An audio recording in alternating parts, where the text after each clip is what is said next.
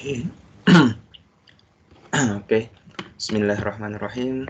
Assalamualaikum warahmatullahi wabarakatuh. Nama saya Imam Fahmi Kamaluddin, NIM 40040320650029. Saya merupakan mahasiswa Sekolah Vokasi Universitas Diponegoro dengan program studi Teknologi Rekayasa Otomasi. Baik, nah di sini saya akan sedikit menjelaskan tentang penguat resistor. Di dalam penguat resistor sendiri terdapat 3 jenis. Langsung kepada inti di awal. Yang pertama ada jenis common base, yang kedua common emitter, dan yang ketiga common collector. Oke, langsung saja kita masuk ke apa itu transistor. Sebelum kita mengenal lebih jauh tentang jenis-jenis pada transistor, sebelumnya kita harus tahu dulu pengertian dari transistor.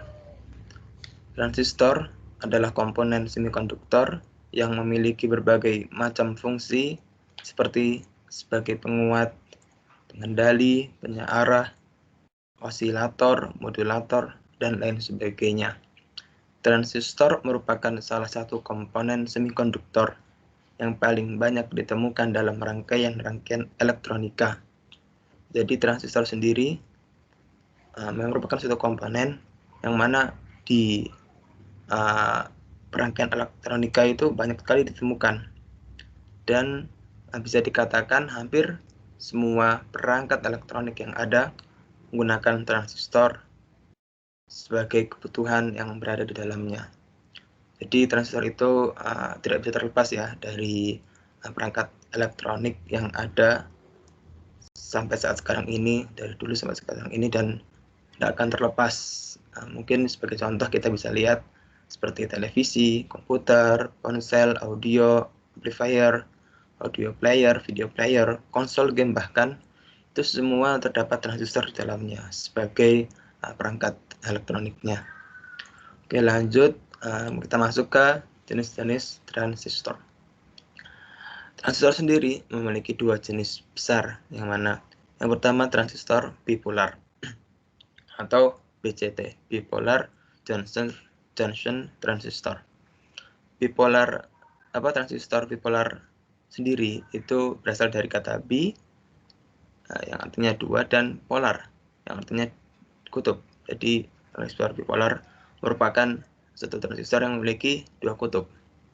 Nah, pada transistor bipolar sendiri itu dibagi menjadi 2, terdapat transistor NPN dan transistor PNP. Transistor NPN sendiri merupakan transistor bipolar yang menggunakan arus kecil dan tegangan negatif pada terminal basis untuk mengendalikan aliran arus dan tegangan yang lebih besar dari emitor ke kolektor. Sedangkan transistor PNP ini merupakan kebalikan dari NPN, yang mana pada transistor PNP, transistor bipolarnya menggunakan arus listrik kecil dan tegangan positif pada terminal basis untuk mengendalikan elektron yang lebih besar dari kolektor ke emitor.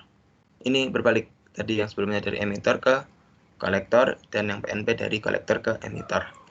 Terus untuk kemudian jenis yang kedua, yang pertama dari transistor bipolar, yang kedua adalah transistor FET atau field efek transistor atau transistor efek medan. Nah, di dalam transistor efek medan ini terdapat terminal gate dalam JFET membentuk dioda dengan materi semikonduktor. Berikutnya, kita mengenal fungsi dari transistor itu sendiri. Yang pertama, fungsi dari transistor itu sendiri yaitu digunakan sebagai penguat arus. Dengan fungsi ini, transistor dapat digunakan sebagai rangkaian power supply, tentunya dengan tegangan yang disetting. Jadi saat kita mau membuat power supply, kita harus menyeting dulu power supply-nya dengan transistor ini.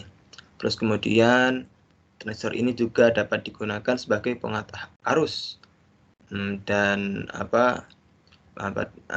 penguat arus, dan juga pada fungsi penguat arus tersebut transistor harus dibiaskan tegangannya yang konstan pada basisnya agar pada emitor keluar tegangan yang tetap. Kemudian umumnya untuk dapat tegangan basis agar tetap, maka di situ menggunakan diode Zener. Kemudian fungsi yang kedua, transistor sebagai saklar elektronik dengan maksud sebagai mengatur bias dari sebuah transistor sampai transistor jenuh, maka didapat hubungan singkat antar kaki konektor dan emitor.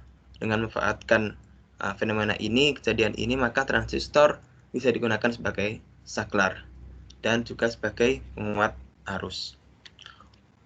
Oke, di sini kita masuk ke penguat transistor. Apa sih penguat transistor itu? Nah, penguat transistor adalah mengandalkan arus yang kecil pada bagian base, bagian input, bagian masukan, menjadi arus yang lebih besar pada bagian keluaran atau outputnya.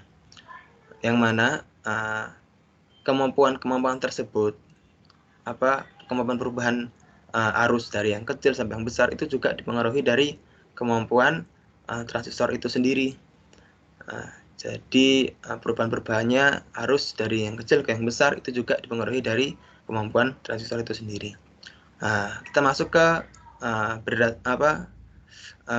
penguat transistor yang berdasarkan grounding atau sistem pertanahan transistor.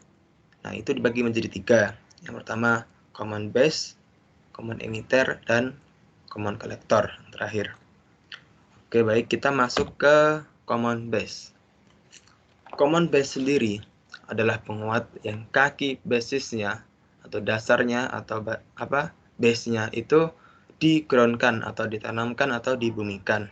Kemudian di input yang kemudian dimasukkan ke emitor dan outputnya pada kaki kolektor. Nah, biasanya penguat common base ini mempunyai karakter sebagai penguat tegangan. Kita masuk ke rangkaian contoh pada penguat base, common base. Nah, setelah saya melakukan eksperimen dan menganalisis pada penguat common base ini, kita dapat melihat gelombang yang naik turun, dan ini lebih tinggi dibandingkan gelombang yang kedua. Nah, saya mendapatkan dari analisis grafik gelombang ini, yang pertama isolasi saat input dan outputnya tinggi. Jadi kita bisa lihat di sini gelombangnya itu naik turunnya tinggi. Kemudian yang kedua didapatkan bahwa pada common base ini dapat digunakan sebagai preamp karena mempunyai impedansi tinggi yang menguatkan sinyal kecil. Kemudian yang ketiga, pada penguat common base ini dapat digunakan sebagai penguat frekuensi tinggi karena kemampuannya itu impedansi yang tinggi. Terus kemudian yang terakhir, yang keempat, digunakan sebagai penyangga atau buffer. Ini untuk common base atau common basis, ya. Lihat, terus kemudian kita lanjut ke common emitter. Nah, pada common emitter ini sendiri, pengertiannya adalah penguat yang kaki emitter transistornya yang di-groundkan, kemudian di-input yang dimasukkan ke base dan outputnya pada kaki kolektor. Jadi pada common emitter ini yang membedakan dengan common base adalah pada kakinya. Setiap kaki-kaki pada common itu sesuai dengan common itu sendiri. Misalnya tadi di common base itu kakinya menggunakan base, sedangkan di common emitter menggunakan kaki emitter sebagai transistornya. Kemudian input dimasukkan ke base dan outputnya pada kaki kolektor. Nah, penguat common emitter ini mempunyai karakter sebagai penguat tegangan. Juga memiliki konfigurasi resistansi yang sedang, transkonduktasi tinggi, memiliki penguatan arus atau AL, AI, resistansi output tinggi, serta memiliki penguatan tegangan tinggi atau AV. Nah, kita masuk ke uji coba pada multisimnya. rangkaian common emitter-nya. Nah, di sini terdapat contoh rangkaian common emitter. Nah, kita dapat melihat bahwa di sini gelombangnya naik turun juga tinggi, namun selaras ya, atas bawah itu dia sefase atau sama. Jadi kita bisa menyimpulkan bahwa antara sinyal input dan output itu memiliki fase yang sama, terus 90 derajat, artinya ke atas sama, ke bawah sama gitu, imbang atas bawah. Nah, kemudian yang kedua, sering digunakan sebagai penguat frekuensi rendah.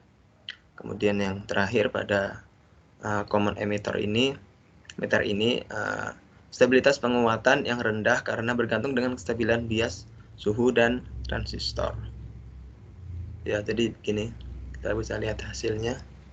Oke, lanjut ke yang terakhir, common collector.